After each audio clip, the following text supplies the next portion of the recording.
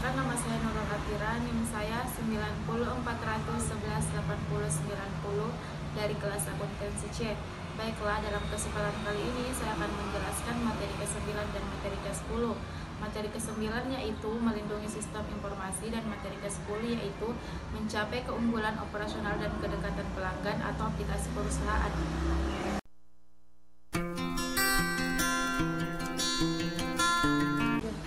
Baiklah, pertama saya akan menjelaskan materi ke-9 yaitu melindungi sistem informasi.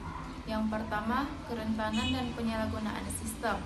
Ketika sejumlah data penting berada dalam bentuk elektronik, maka data tersebut rentan terhadap berbagai jenis ancaman daripada data yang tersimpan secara manual.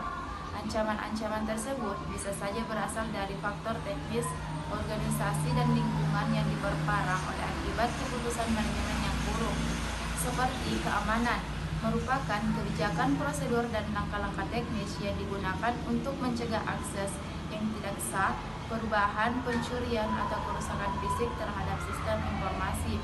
Yang kedua, pengendalian merupakan metode kebijakan dan prosedur organisasi yang menjamin keamanan aset organisasi, akurasi dan keandalan catatannya, dan kepatuhan terhadap standar operasional manajemen. Yang kedua, mengapa sistem sangat rentan?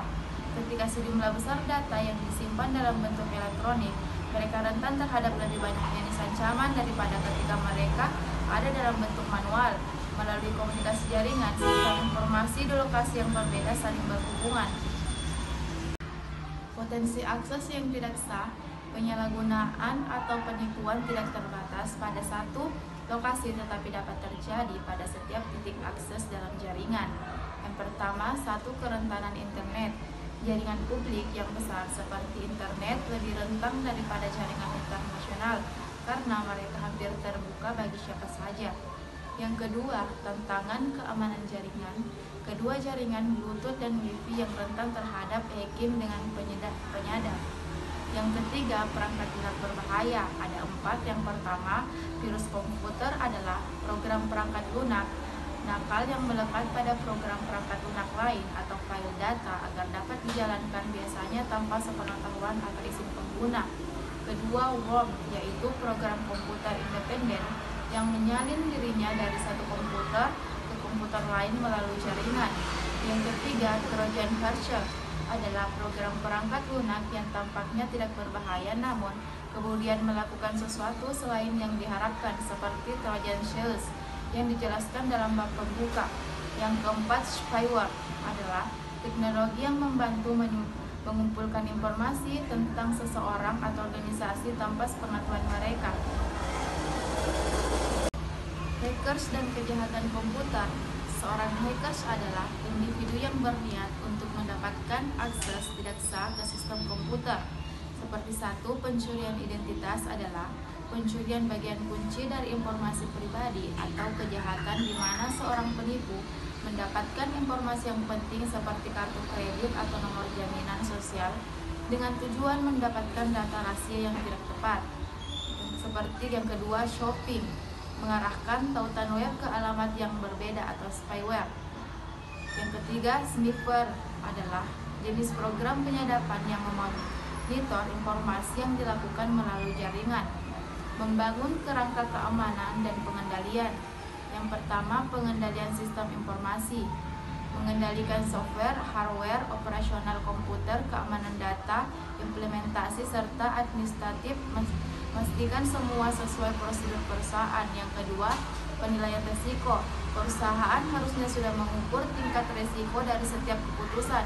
Tujuannya agar perusahaan lebih siap jika hal yang menjadi risiko tersebut benar-benar terjadi.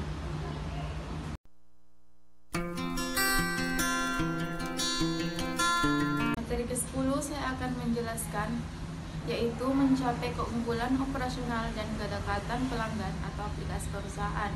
Berbeda dengan materi sebelumnya, di mana materi ini ada lebih banyak istilah-istilah yang sudah akrab di telinga akuntansi. Ulang. Manajemen hubungan perusahaan atau customer relationship management. Hubungan pelanggan telah menjadi aset yang paling berharga bagi perusahaan, sehingga setiap strategi perusahaan ditujukan bagaimana untuk mencari dan mempertahankan pelanggan yang paling menguntungkan. Oleh karena itu, banyak perusahaan yang melaksanakan inisiatif bisnis manajemen, hubungan perusahaan atau CRM, dan sistem informasi sebagai bagian dari fokus pelanggan atau strategi berpusat pelanggan untuk mengembangkan kesempatan bagi keberhasilan lingkungan bisnis yang kompetitif. Aplikasi perusahaan itu ada banyak.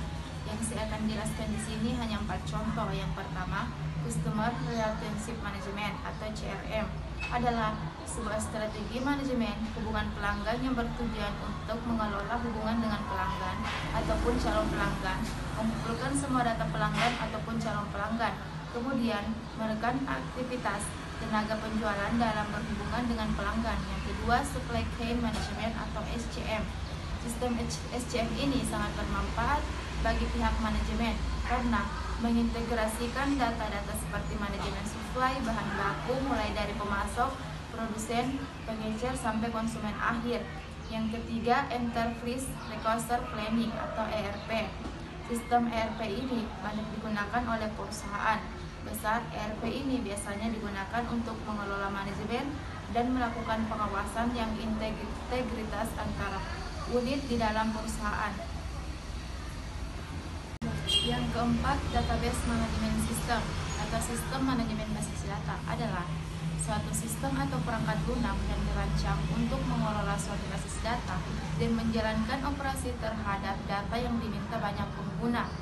Manajemen rantai pasokan.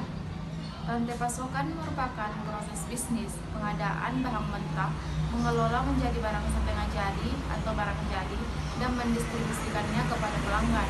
Aplikasi SCM membantu perusahaan merencanakan rantai pasokannya, mengelola dan menganalisis berapa banyak produk yang akan diproduksi untuk memenuhi kebutuhan konsumen, berapa banyak persediaan bahan mentah, setengah jadi, dan barang jadi, bagaimana proses distribusi produknya hingga ke tanah konsumen. SCM itu bukan nama aplikasi ya, SCM itu istilah untuk semua aplikasi software yang membantu mengelola rantai pasokan perusahaan. Beberapa contoh aplikasi SCM yang tersedia untuk membantu bisnis. Jadi intinya, apa untungnya perusahaan pakai aplikasi SCM ini? Itu perusahaan punya informasi yang akurat tentang apa yang diproduksi, disimpan, dan dipindahkan. Perusahaan bisa mengimbangi permintaan konsumen, mengurangi persediaan, mempercepat waktu pemasaran produk. Sekian penjelasan dari saya. Terima kasih. Wassalamualaikum warahmatullahi wabarakatuh.